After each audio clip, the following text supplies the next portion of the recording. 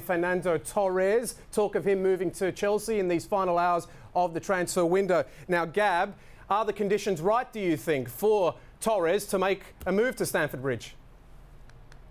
I have to say, I don't really quite know how to read this. I mean, I think this caught everybody by surprise here in England because Torres made a very, very strong statement. And I think once you go out on a limb like that, it's very difficult to repair your relationship with your own fans. It would really take something extraordinary.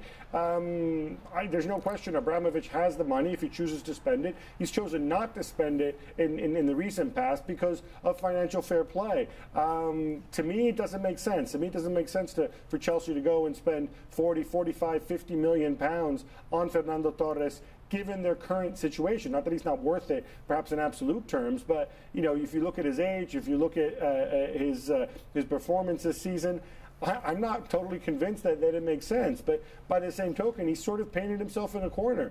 You know, when Liverpool play midweek this week, if he's still there, how are the fans going to react? He's going to have to eat a lot of humble pie, I think, to stay at Anfield. I think it can happen. You know, look at Wayne Rooney and what he came out with, and in some ways, I think Wayne Rooney's stance was a lot stronger against Manchester United than Torres's was against Liverpool. But it's a pretty bad situation for him to be in. Interesting, isn't it, that it comes up now, just a few days out from the window closing. It means Liverpool's hands are tied in some respects. What is the contingency should he leave, Janusz? But secondly, if a player is unhappy, and you know, having played in a dressing room, is there any way back? He is contracted, but do you just let him leave because ultimately he cannot recover? Well, a couple of big questions that need to be asked. You know, the club has got to ask themselves, if in fact Chelsea are willing to pay £50 million, is this money are going to come around again at some point? Probably and the not. answer to that may be no. And if that's the case, you have to look at it and say, okay, here's a player that wants away. Clearly, for whatever reason,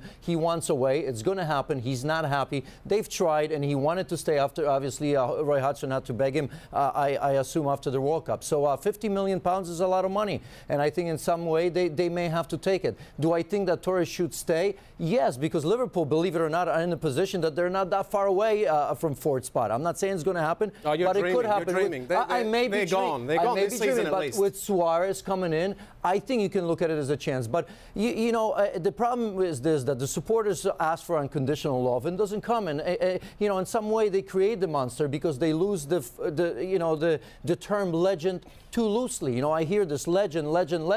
Legend in my world is a little bit different because then I have to ask the question. I know I'm not going to be like about about that from Liverpool supporters, but I mean, what has Fernando Torres won for Liverpool Football Club? He hasn't. So, you know, I suppose if he wants to go, he's got to go. I know it's harsh, but true. £50 million in January at any time is a lot of money. One can be a legend in their own lunchtime.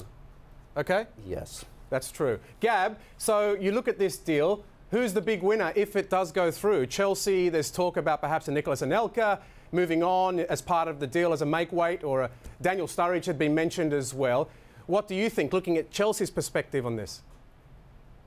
Well, I think if you're Chelsea, you want to package Nicolas Anelka in that deal because you're getting rid of an older player, a guy who's not going to have a lot of resale value. You are making the squad a little bit younger. If you can put Anelka in there and not put too much cash on top of that, then I like this deal for Chelsea. But there's one key element I think we need to bear in mind as far as Torres is concerned, and I agree with Janusz here. His contract expires in 2013, right? So that's the end of the season after next. If Torres doesn't increase his production between now and the end of the season, he enters the last 2 years of his contract without having performed very well. And then you're in a very difficult situation because if you're Liverpool, you have to decide, do I give him another long-term contract or do I sell him now? And if you sell him straight away, meaning this summer, and then his numbers don't improve between now and the end of the season, you're gonna get a hell of a lot less than £50 million for him. £50 million, if indeed that's true, take the money and run, is what I say. Thanks so much for watching ESPN on YouTube. And for more sports highlights and analysis, be sure to download the ESPN app. And for premium content and live streaming, subscribe to ESPN Plus.